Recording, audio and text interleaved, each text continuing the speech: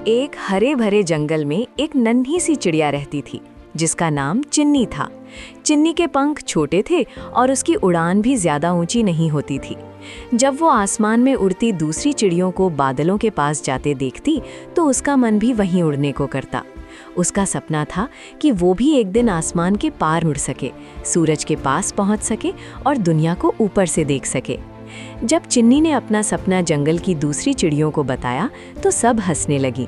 किसी ने कहा उसके पंख बहुत छोटे हैं, तो किसी ने कहा कि इतने बड़े सपने सिर्फ बड़ी चिड़ियों के लिए होते हैं। उनकी बातें चिन्नी को दुखी तो करती थीं, लेकिन उसका हौसला नहीं तोड़ पाती थी। वो सोचती थी कि अगर सपना उसका है तो उसे पूरा करने की कोशिश भी वही करेगी। चिन्नी हर सुबह सूरज निकलने से पहले उठ जाती और उड़ान का अभ्यास करती। कभी वो थक कर नीचे गिर जाती, कभी उसके पंख दुखने लगते, लेकिन वो रुकती नहीं थी। पास ही पेड़ पर बैठा एक बूढ़ा उल्लू रोज उसकी मेहनत देखता रहता। एक दिन उसने चिन्नी से पूछा कि वो इतनी मेहनत क्यों करती है।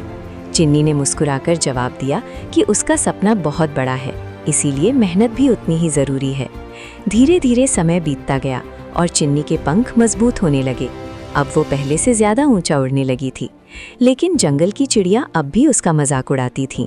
चिन्नी ने उनकी बातों पर ध्यान देना छोड़ दिया और अपने अभ्यास पर पूरा ध्यान देने लगी।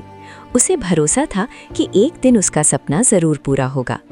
एक दिन अचानक जंगल में तेज आंधी आ गई। काले बादल बहुत नीचे आ गए और हवा जोर से चलने लगी।